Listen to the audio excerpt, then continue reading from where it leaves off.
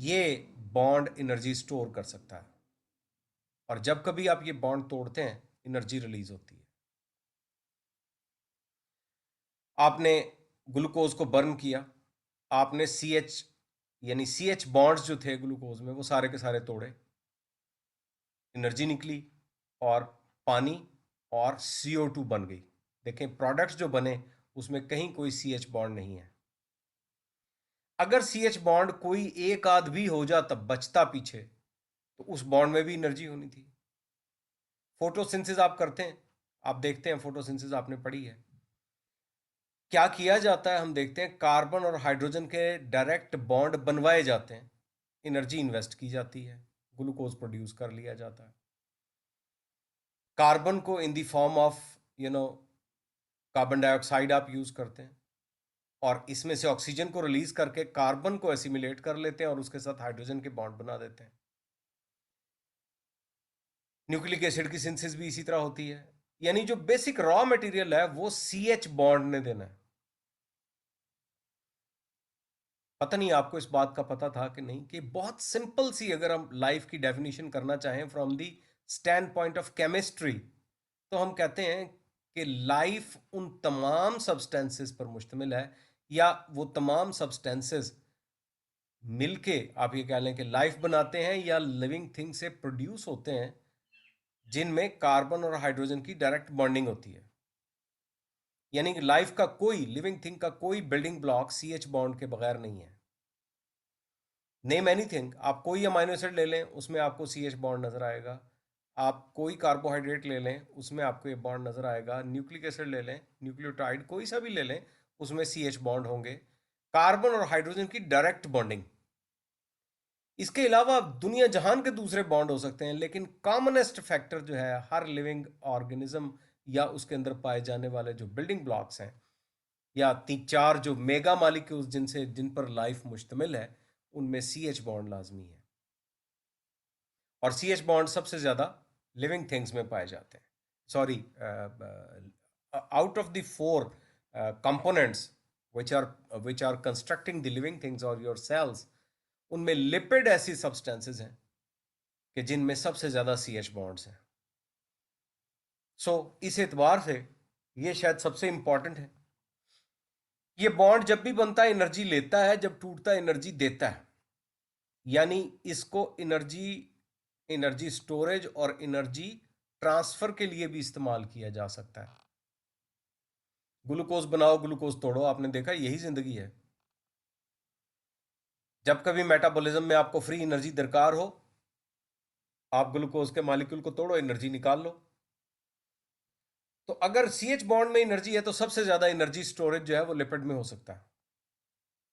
और आपको पता है, इसीलिए आप देखें ऑयल्स एंड गैसेस जो हैं फौरन आग पकड़ लेते हैं, बिकॉज इनमें सबसे ज़्यादा एनर्जी स्टोर होती है, और इसीलिए ये हाईली हाईली कंबस्टेबल होते हैं, ये फायर कैचिंग होते हैं, इनको कहते हैं इनफ्लेमेबल हैं। ये सब्सटेंसेस जो हैं जल्दी आग पकड़ते हैं। आप देखें लकड़ी भी जलती है, लेकिन लकड़ी फ़ौरन आग नहीं पकड़ती, सेलुलोज की बनी हुई है, number of C H bond कम है। अगर आपने उसको फ़ौरन आग लगानी है तो आप क्या करते हैं, उस पर तेल गिरा देते हैं, थोड़ा सा मिट्टी का तेल गिराएं, उसको आग लगा दें।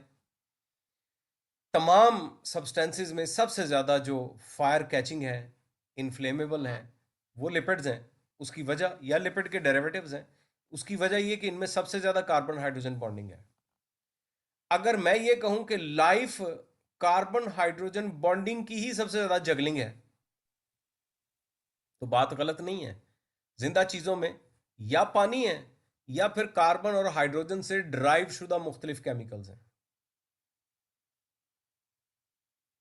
मेरी बात कुछ समझ में आ रही है आपको? फॉलो किया आपने अब तक की डिस्कशन को? जी सर। हाँ जी। तो जी सर। जो कॉमनेस्ट बात है वो कार्बन और हाइड्रोजन, यानी अगर ये बॉन्ड खत्म हो जाए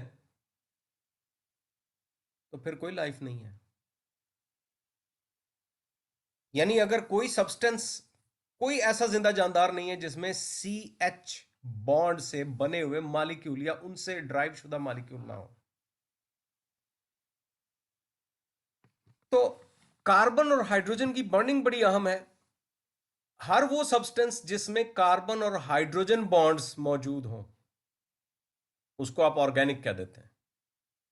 उसका कोई ना कोई ताल्लुक लाइफ से बन जाता है। ऑर्गेनिक का मतलब ही यही है, आपको पता है। आप कोई भी ऑर्गेनिक सब्सटेंस उठा के देखें तो आप उसकी तारीफ में यही कहते हैं कि ये कंपाउंड्स ऑफ कार्बन हाइड्रोजन होते हैं। Carbon hydrogen and oxygen sometime आप कहते हैं। कार्बन और हाइड्रोजन होने चाहिए, ये लाजमी है, बाकी कोई सब्सटेंस हो या ना हो। किसी सब्सटेंस के ऑर्गेनिक क्वालिफाई करने के लिए उसमें कार्बन और हाइड्रोजन होने चाहिए। यानी इसका मतलब है, मुझे ये कहने दें कि ये कहीं से भी बने, लेकिन इनका ताल्लुक क्योंकि लाइफ के साथ है, लिहाजा हम कहते हैं कि ये सब्सटेंसेस, यानी जिनमें कार्बन और हाइड्रोजन होते हैं, डायरेक्ट बॉन्डिंग में होते हैं, ये ऑर्गेनिक सब्सटेंसेस हैं। ऑर्गेनिक सब्सटेंसेस का मतलब ये है कि उनका किसी ना किसी तरह से लाइफ के साथ ताल्लुक है, लिविंग थिंग्स के साथ ताल्लुक है। उनके बदन में बनते हैं, उनके बदन से निकलते हैं, उनके बदन से खारिज होते हैं, या आप कह लें कि उनके बदन में नमू पाते हैं, या उनके बदन की जो डीकम्पोजिशन है यानी ब्रेक डाउन है, उस वक्त ये रिलीज होते हैं। मुख्तलिफ सब्सटेंसेस मुख्तलिफ केमिकल नेचर के सब्सटेंसेस हो सकते हैं, लेकिन उन सब में एक कदर मुश्तरक है ऑर्गेनिक होने के लिए कि उनमें कार्बन और हाइड्रोजन की डायरेक्ट बॉन्डिंग हो। कार्बन और हाइड्रोजन, इसके अलावा कार्बन के बॉन्ड्स ऑक्सीजन के साथ हो सकते हैं, सल्फर के साथ हो सकते हैं, फास्फोरस के साथ हो सकते हैं। किसी सब्सटेंस में ये तमाम के तमाम एलिमेंट्स हो सकते हैं, लेकिन ऐसा कभी नहीं होगा कि उसमें कार्बन हाइड्रोजन का डायरेक्ट बॉन्ड कोई भी ना हो। एक ना एक बॉन्ड जरूर हर सब्सटेंस में मौजूद रहेगा। सबसे कम कार्बन और हाइड्रोजन बॉन्डिंग अगर आपको नजर आती है तो वो न्यूक्लिक एसिड्स में है, क्योंकि वहां सबसे ज्यादा CH बॉन्ड्स की कमी है, सबसे कम तरीन CH बॉन्ड्स न्यूक्लिक एसिड्स में। इसीलिए हम समझते हैं कि आउट ऑफ द 4 सब्सटेंसेस जिनका मैंने अभी आपके सामने नाम लिया, उनमें न्यूक्लिक एसिड जो है they are probably one of the most stable substances. सबसे ज्यादा न्यूक्लिक एसिड स्टेबल हैं, DNA और RNA। उसके बाद आप कह सकते हैं कि स्टेबिलिटी कार्बोहाइड्रेट में है, उसके बाद स्टेबिलिटी प्रोटीन में, और सबसे कम स्टेबिलिटी आपको लिपिड में मिलेगी। अगर मैं इसको रिवर्स ऑर्डर में कहूं तो सबसे ज्यादा CH बॉन्ड्स लिपिड में मिलेंगे पर मॉलिक्यूल, उसके बाद प्रोटीन में, उसके बाद कार्बोहाइड्रेट में, और सबसे कम आपको न्यूक्लिक एसिड्स में मिलते हैं। लेकिन होना जरूरी है, CH बॉन्ड होना जरूरी है। सो ये सब्सटेंसेस कहीं ना कहीं इनका ताल्लुक लाइफ से है, लिविंग थिंग्स के अंदर पनपते हैं, उनकी डीकम्पोजिशन से बनते हैं, उनके मेटाबॉलिज्म में ये प्रोड्यूस होते हैं, कहीं ना कहीं इनका ताल्लुक लिविंग थिंग्स के साथ जरूर है। इसीलिए इस लाइन में सबसे पहले आप देखें, मैंने इसको हाईलाइट किया हुआ, क्या लिखा है? Lipids are the substances of biological origin.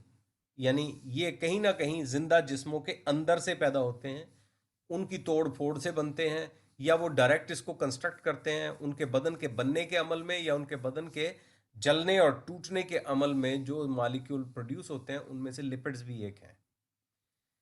अब लिपिड्स एक बहुत बड़ी क्लास ऑफ कंपाउंड है, बहुत बड़ी।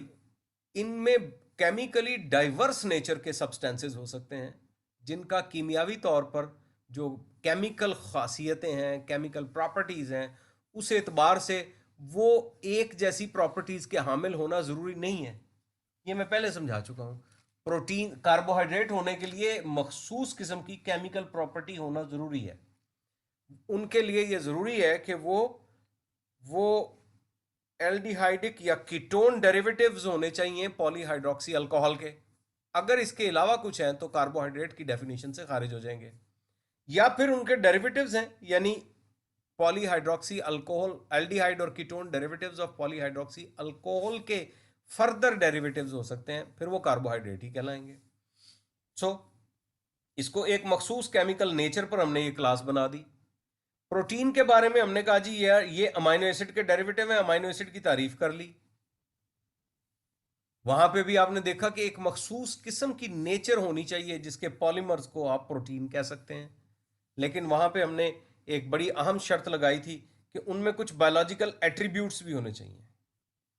एट्रीब्यूट सिफात को कहते हैं, हर केमिकल में अपनी कुछ सिफात होती हैं, लेकिन जब हम बायोलॉजिकल एट्रीब्यूट्स की बात करते हैं तो वो उसमें कोई लाइफ से रिलेटेड कोई खसूसियात होनी चाहिए। ये बात मैंने कार्बोहाइड्रेट के बारे में नहीं कही थी। ये पैसिवली कार्बोहाइड्रेट जो है लाइफ को कोई ना कोई खासियत दे सकते हैं, मसलन सेल वॉल दे दी, मसलन ग्लाइकोलिपिड्स में एड्रेसिंग कर दी किसी प्रोटीन मालिक्यूल की या लिपिड मालिक्यूल की। लेकिन जो बुनियादी खसूसियात हैं वो हमारी या हमारे फिनोटाइप्स जो हैं वो मेनली हमारी प्रोटीन्स की मरहून मिन्नत है। लिपिड्स के बारे में मैंने बड़ी अहम बात की थी कि ये मेम्ब्रेन बनाते हैं, मेम्ब्रेन के बगैर सेल का कोई कॉन्सेप्ट नहीं है, लिहाजा हम कहते हैं कि लिपिड जो हैं ये भी बहुत ही इंपॉर्टेंट सब्सटेंसेस हो सकते हैं। लेकिन ये बायोलॉजिकल ओरिजिन है, डायरेक्टली या इनडायरेक्टली। अब अगर बायोलॉजिकल ओरिजिन और सी एच बॉन्ड्स और उस हवाले से बात की जाए तो कोई भी हाइड्रोकार्बन या हाइड्रोकार्बन डेरिवेटिव वो लिपिड की डेफिनेशन में आ जाता है। यानी जो लास्ट टाइम हमने बात की थी, मैं उस नुक्ते पे वापस आ गया हूं। कोई भी ऐसा सब्सटेंस जो हाइड्रोकार्बन, खुद हाइड्रोकार्बन हो या हाइड्रोकार्बन से ड्राइव किया गया हो, यानी बुनियादी मॉलिक्यूल हाइड्रोकार्बन का हो, उसमें आप किसी भी किस्म की कोई चेंज ले आए केमिकल नेचर की, तो वो लिपिड की डेफिनेशन में आ जाएगा, unless it contain some other specific groups. Like you see, hydrocarbon तो था लेकिन उसमें आपने देखा था कि जनाब अमाइनो और कार्बोक्सिलिक ग्रुप एक ही अल्फा कार्बन पर हो तो अमाइनो एसिड। हाइड्रोकार्बन था लेकिन उसमें अल्कोहलिक हाइड्रोक्सल ग्रुप हो और एल्डिहाइड और कीटोन डेरिवेटिव हो, अब कार्बोहाइड्रेट। लेकिन इसके अलावा जो हाइड्रोकार्बन्स होंगे और उनके सिंपलर डेरिवेटिव्स होंगे, they will all B lipids. So lipids के बारे में कहा जा सकता है क्योंकि ये बायोलॉजिकल ओरिजिन के मॉलिक्यूल हैं, ये ऑर्गेनिक मॉलिक्यूल्स हैं, तो लिहाजा ये जनाब आप कह सकते हैं कि हाइड्रोकार्बन या हाइड्रोकार्बन से ड्राइव कोई भी सब्सटेंस। अब यहां पे बड़ी अहम बात आगे कह रहे हैं कि they are soluble in organic solvents such as chloroform and methanol. अच्छा, अब ये जो सेंटेंस है ये बड़ा मिसलीडिंग है। एक मिनट मुझे आप एक्सक्यूज कीजिएगा, मैं आके इसको एक्सप्लेन करता हूं।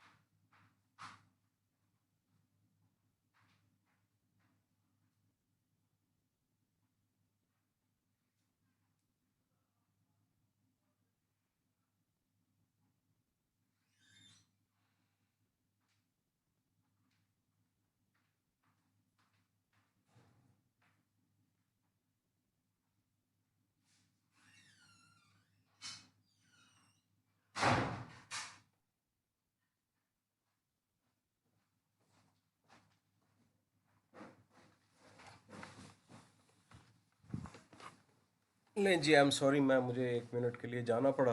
गेट पे कुछ लोग गश्त कर रहे थे, वो मुझे मस्जिद लेके जाना चाह रहे थे। मैंने उनसे एक्सक्यूज़ किया कि जी मैं, अल्लाह के बंदे मेरा इंतज़ार कर रहे हैं, मुझे क्लास पढ़ाने दें। अच्छा जी, तो अब ये सेंटेंस बड़ा मिसलीडिंग है जब ये कहा जाता है they are soluble in organic solvents. ये ऑर्गेनिक सॉल्वेंट क्या होते हैं, ये कहाँ से आते हैं? ज़रा गौर तो करें ना, ये भी हाइड्रोकार्बन डेरिवेटिव्स हैं और लिविंग थिंग से ही आते हैं, यानी बायोलॉजिकल ओरिजिन है इनका भी। Like you see chloroform and methanol. Chloroform जो है ये आप लेबोरेटरी में बना सकते हैं, लेकिन इसका बुनियादी सब्सटेंस कौन सा है? मीथेन है। क्लोरोफॉर्म में क्या है? CH, Cl3, यानी 3 हाइड्रोजन जो है अगर आप क्लोरीन से रिप्लेस कर दें तो क्लोरोफॉर्म बन जाता है। मैथनॉल क्या है? CH3OH। अब क्योंकि ये आपके रूम टेम्परेचर पे लिक्विड है और मीथेन आपके रूम टेम्परेचर पे लिक्विड नहीं है, लिहाजा उसको आप सॉल्वेंट नहीं कह रहे, इनको आप सॉल्वेंट कह रहे हैं। सॉल्वेंट क्यों कह रहे हैं? क्योंकि इनकी केमिकल नेचर, गौर करें जरा, इनकी केमिकल नेचर, बिकॉज ये ऑर्गेनिक सॉल्वेंट जो है इनकी केमिकल नेचर भी हाइड्रोकार्बन पर मुश्तमिल है और लिपिड भी हाइड्रोकार्बन होते हैं, लिहाजा वो लिपिड के मॉलिक्यूल इन थिन मॉलिक्यूल्स में हल हो जाते हैं, यानी जिनको हम आम तौर पर लिपिड समझते हैं वो सब के सब इसमें हल हो जाते हैं। And they are sparingly soluble in, if at all, in water. अगर कोई लिपिड पानी में हल होगा तो वो 100% हल नहीं होता, स्पेरिंगली सॉल्युबल होते हैं, डिपेंडिंग अपॉन कि लिपिड का मॉलिक्यूलर साइज क्या है और उसमें हाइड्रोफोबिसिटी कितनी है। हाइड्रोकार्बन हमेशा पानी से नफरत करते हैं, पानी में हल नहीं होते। अगर आप पेट्रोल में पानी डालें नहीं होगा, मोम में पानी डालें वो भी हल नहीं होगा। मैथनॉल जो है ये हल हो जाएगा क्योंकि इसमें हाइड्रोक्सल ग्रुप जो है वो